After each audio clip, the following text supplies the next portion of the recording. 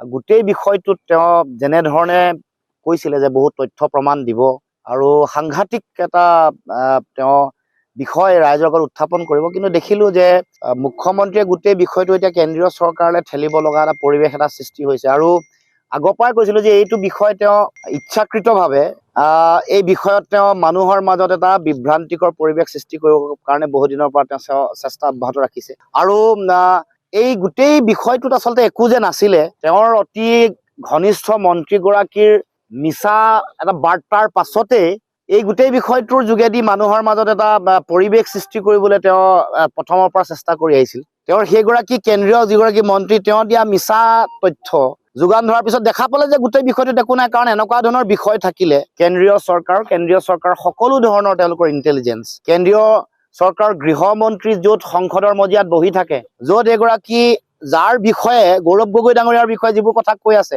তেওঁ সংসদৰ উপদলপতি deputy leader, তেওঁ সংসদত বহি থকাৰ পাছত তেওঁৰ কাষত গৃহমন্ত্ৰী, দেশৰ বহি পৰিক্ৰমা মন্ত্ৰণালয়ৰ লগত জড়িত থকা মন্ত্ৰী বা সকলো ধৰণৰ ইণ্টেলিজেঞ্চ ইয়াৰ লগত জড়িত হৈ থকাৰ পাছতো কোনো ধৰণৰ বিষয়ে তেওঁলোকে কেতিয়াও প্ৰশ্ন উত্থাপন কৰা নাই। এগৰাকী মুখ্যমন্ত্ৰী, ৰাজ্যখনৰ সাংবিধানিক মুৰব্বী, তেওঁ ইমান এটা চিৰিয়াছ এলিগেশ্যন আনিছে, ইমান এটা গুৰুত্বপূৰ্ণ, য'ত ৰাষ্ট্ৰৰ নিৰাপত্তা, ৰাষ্ট্ৰৰ ভৱিষ্যত, ৰাষ্ট্ৰৰ গোটেই আভ্যন্তৰীণ যিটো নিৰাপত্তাজনিত যিটো বিষয়, তাত সংকটত থকা এটা বিষয় দেশৰ প্ৰধানমন্ত্ৰী, গৃহমন্ত্ৰী কাৰো কোনো কাণ সাৰ নাই। অথচ অসমৰ মুখ্যমন্ত্ৰীয়ে যিবোৰ কথা কৈ আছে, ৰাইজে ভাবিছে আজিৰ দিনটোত এইটো কথাটো প্ৰমাণ হৈ গ'ল যে এইটো আচলতে মুখ্যমন্ত্ৰী অতদিনে প্ৰলাপ বকি আছে।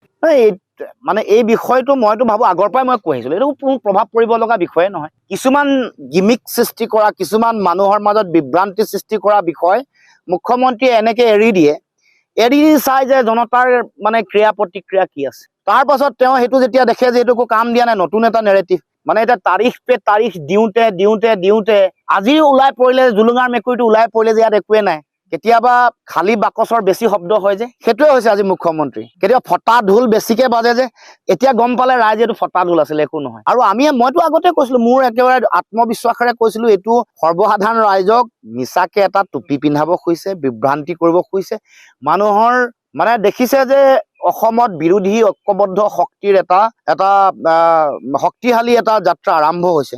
গতিকে ইয়াৰ লগত জড়িত হৈ থকা যিসকল নেতা, যিসকল ব্যক্তি আছে, তেওঁলোকৰ যিমান পাৰি এছাচিনেশ্যন, মানে চৰিত্ৰ হনন কৰা, বা তেওঁলোকক বিভিন্ন ধৰণৰ এনেকুৱা ফলছ এলিগেশ্যন, মিছা এনেকুৱা ধৰণৰ বিভিন্ন ধৰণৰ অভিযোগ আনি তেওঁলোকক মেলাইন কৰিবৰ কাৰণে, তেওঁলোকৰ ব্যক্তিত্বটো, তেওঁলোকৰ গোটেই কথা বতৰাবোৰ নাইকিয়া কৰিবৰ কাৰণে উঠি পৰি লাগিছে। কিন্তু এইবোৰ এনেকুৱা ধৰণৰ যিবোৰ তেওঁক মানে কূটকৌশলৰ আশ্ৰয় লৈছে, এইবোৰে কোনো কাৰণতে এইবাৰ বিজেপিক উৎখাত কৰাৰ যিটো আমাৰ সকলোৰে যাত্ৰা, এইটোক বাধা দিব নোৱাৰে।